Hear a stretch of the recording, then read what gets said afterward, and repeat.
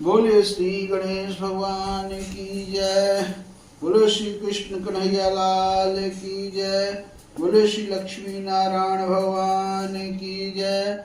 बोले श्री राजा रामचंद्र भगवान की जय। बोले उमापति महादेव की जय। बोले अम्बे माते की जय। बोले हनुमंत लाल की जय। आप सभी मेरे प्यारे दोस्तों का हमारे YouTube चैनल पर आप सभी का स्वागत है। आज हम श्रीमद् भागवत महापुराण की कथा चतुर्थ स्कंद अथ 10वां अध्याय की कथा सुनाएंगे।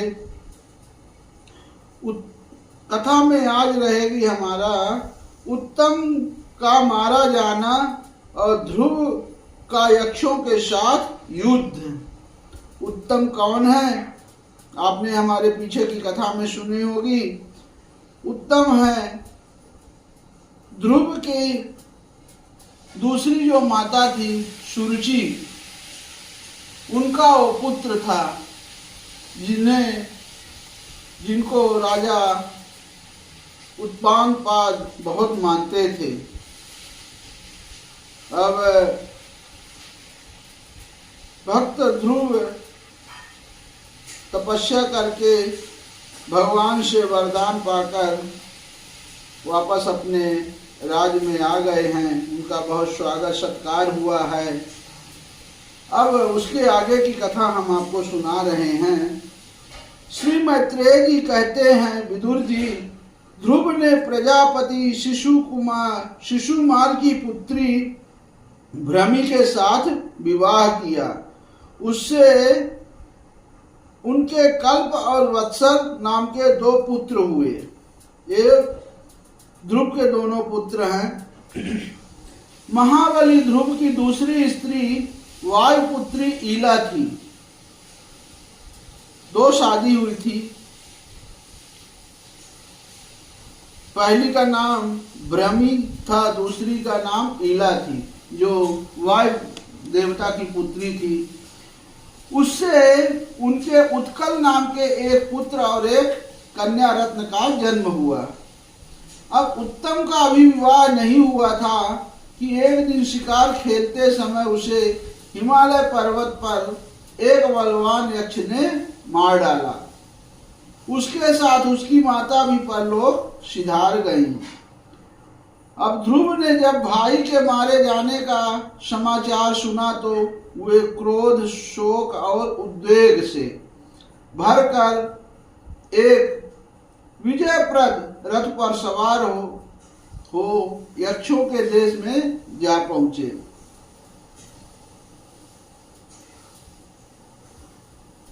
उन्होंने उत्तर दिशा में जाकर हिमालय की घाटी में यक्षों से भरी हुई अलकापुरी देखी।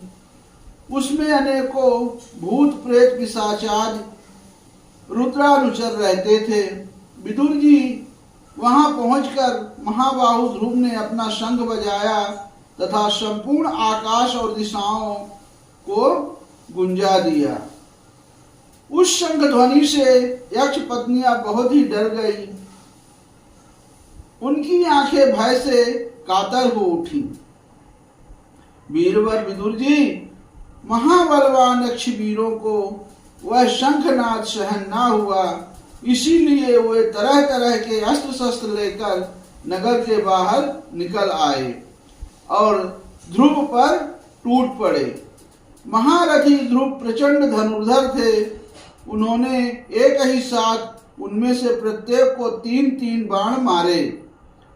उन सभी ने जब अपने अपने मस्तकों में 3-3 बाण लगे देखा, तब उन्हें यह विश्वास हो गया कि हमारी हार अवश्य होगी। वे ध्रुव जी के इस अद्भुत पराक्रम की प्रशंसा करने लगे। फिर जैसे सर्प किसी के पैरों को आघात नहीं सहते, उसी प्रकार ध्रुव के इस पराक्रम को ना सहकर उन्होंने भी उनके बाणों के जवाब में एक ही साथ उनसे दूने 6-6 बाण छोड़े। अब यक्षों की संख्या 13 है अयुत थी, मतलब 1,30,000।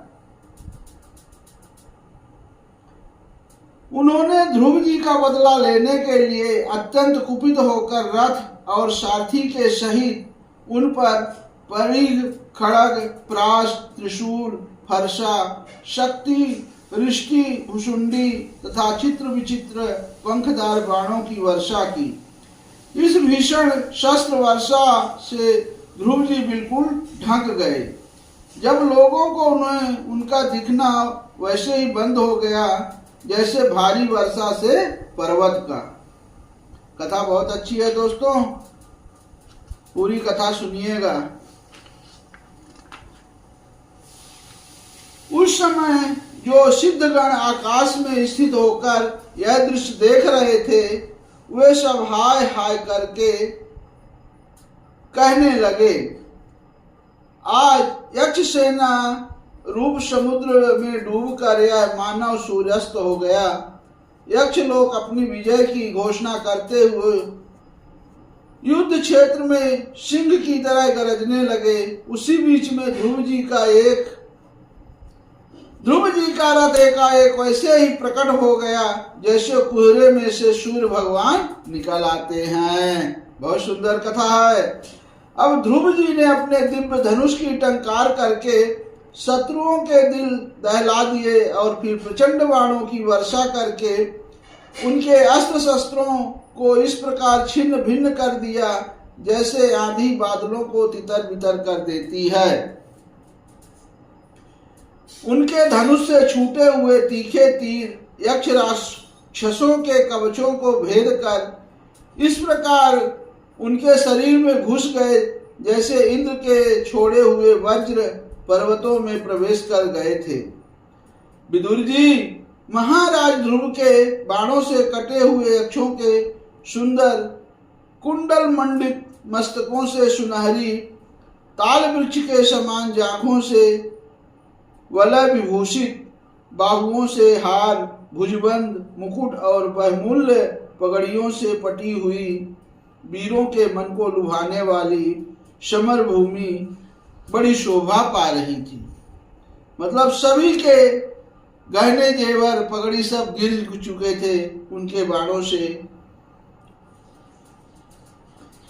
जो यक्ष किसी प्रकार जीवित बचे वे क्षत्रिय प्रवर ध्रुव जी के बाणों से प्राय अंग अंग छिन्न भिन्न हो जाने के कारण युद्ध क्रीड़ा में सिंह से परास्त हुए गजराज के समान मैदान छोड़कर भाग गए। अब जो कुछ बचे थे, अंधे लंगड़े थोड़े बचे हुए थे, चल सके, वो सब को देखे कि सब सेना मारी जा रही, हम थोड़े बचे हैं, तो अपना पूंछ दुम दबाकर भाग निकले। अब नरश्रेष्ठ ध्रुव जी ने देखा कि उनकी विस्तृत रणभूमि में अब एक भी शत्रु अस्त्र शस्त्र लिए उनके सामने नहीं है, तो उनकी इच्छा अलकापुरी देखने की हुई, किंतु वे पुरी के भीतर नहीं गए। ये मायावी क्या करना चाहते थे इस बात का मनुष्य को पता नहीं लग सकता। सारथी से इस प्रकार कहकर वे विचित्र रथ में बैठे रहे तथा शत्रु के नवीन आक्रमण की आशंका से सावधान हो गए। इतने में ही उन्हें समुद्र की गर्जना के समान आंधी का भीषण शब्द सुनाई दिया तथा दिशाओं में उठती हुई धूल भी दिखाई दी। एक क्षण में ही सारा आकाश मेघमाला से घिर गया।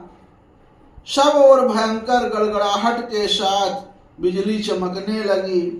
निष्पाप विदुर जी, उन बादलों से खून, कप, पीव, विष्ठा, मूत्र एवं चर्बी की वर्षा होने लगी और ध्रुव जी के आगे आकाश से बहुत से धड़ गिरने लगे।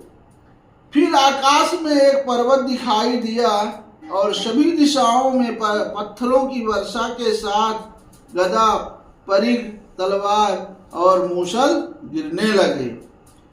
उन्होंने देखा कि बहुत से सर्प वज्र की तरह फुंकार मारते रोषपूर्ण नेत्रों से आग की चिंगारियां उगलते आ रहे हैं। झुंड के झुंड मतवाले हाथी, सिंह और बाघ भी दौड़े चले आ रहे हैं। प्रलय काल के समान भयंकर समुद्र अपनी उत्ताल तरंगों से पृथ्वी को सब ओर से डुबाता हुआ बड़ी भीषण गर्जना के साथ उनकी ओर बढ़ रहा है। क्रूर स्वभाव असुरों ने अपनी आसुरी माया से ऐसे ही बहुत से कौतुक दिखलाए जिनसे कायरों के मन कांप सकते थे। ध्रुव जी पर असुरों ने अपनी दुस्तर माया फैलाई है, यह सुनकर वहां कुछ मुनियों ने आकर उनके लिए मंगल कामना की। अब मुनि लोग क्या कहते हैं? उत्तान पाद नंदन ध्रुव, शरणागत भयभंजन श्रांग पाणी भगवान नारायण तुम्हें शत्रुओं का संहार करें, तुम्हारे शत्रुओं का संहार करें। भगवान का तो नाम ही ऐसा है जिसके सुनने और कीर्तन करने से मनुष्य दुस्तर मृत्यु के मुख से अनायास ही बच सकता है और बच जाता है। दोस्तों, कथा कैसी लगी? कथा अच्छी लगी हो तो चैनल को सब्सक्राइब, लाइक, कमेंट जरूर करें और दूसरों को भी शेयर करें। इद श्रीमद्भागवते महापुराणे पारमहंस्यां संहितायां चतुर्स्कंधे 10वां समाप्तः। बोले श्री विष्णु भगवान की जय, बोले भक्त ध्रुव की जय। अब हम आगे आपको 11 अध्याय की कथा सुनाएंगे। बहुत सुंदर कथा है। शंभु मनु का ध्रुव जी को युद्ध बंद करने के लिए समझाना। जय हो। अब वो आगे की वीडियो में आपको हमारी कथा मिलेगी। तब तक के लिए आपसे विश्राम चाहते हैं।